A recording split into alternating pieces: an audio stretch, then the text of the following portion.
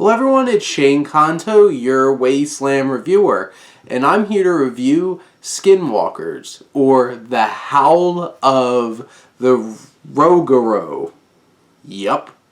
And this is another edition from Small Town Monsters and Seth Breedlove, and this focuses on the legends in the deep south of Louisiana of the Rougarou, which is some kind of like werewolf creature that could also transform into other things, into people, into trees, and has been haunting the deep south for a long, long time. And you start very from the beginning with a deep voiced narrator telling us the stories where this dates back to Native Americans.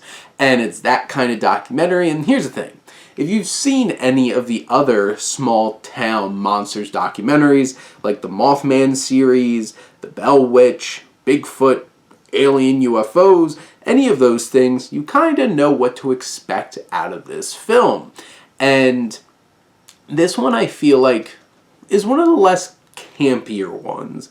Because, you know, I remember watching the Mothman Legacy one for the first time and thinking like when they showed the Mothman like in its habitat, it looked really silly CGI. I guess this one feels less silly because it's a lot more of like, it's like a dude in a wolf, like a werewolf costume kind of thing, or like it's showing people doing creepy things, and it feels a little less silly.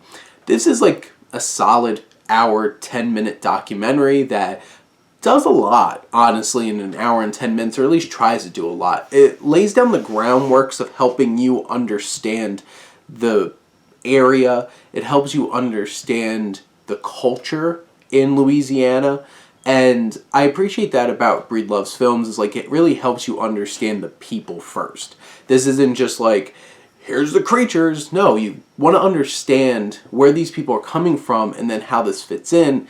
I think in general a lot of his documentaries lose a lot of steam because like you just try to throw as many like first-hand accounts of things into the film where it's not exactly like paced to build tension into the story. It's just like, it's just another person talking about it, and after a while, how many people can you hear talk about it?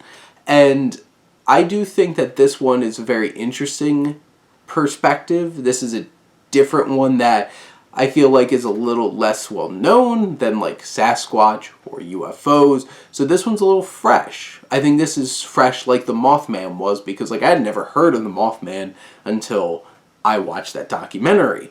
And I feel like that this film has that going for it. This one has a lot of interesting perspectives, builds some solid tension, and you know, like I said, after a while, you know what it's talking about. Can move along. Sometimes I feel like some of these might benefit from, like this one I think does benefit from its shorter run time of just like an hour and 10 minutes instead of pushing 90 minutes. Because it's like, could I have listened to another 20 minutes of just other people recounting other encounters with the Rougarou? Like, it probably wouldn't have added anything to this film. But I do appreciate the perspectives that they have of different varying people, whether they're just accounts, or lending it to, like, giving the religious perspective, the Catholicism gaze of how this fits into things. Because there's that influence there. And there's a lot going on here. I think it's an interesting documentary. It's an interesting thing to talk about. And in the end, if you've seen a small town monsters production, you've seen them all, but it's something new to learn. And this one's a little more streamlined and a little bit more serious, and I appreciated this latest entry into Breedlove's work.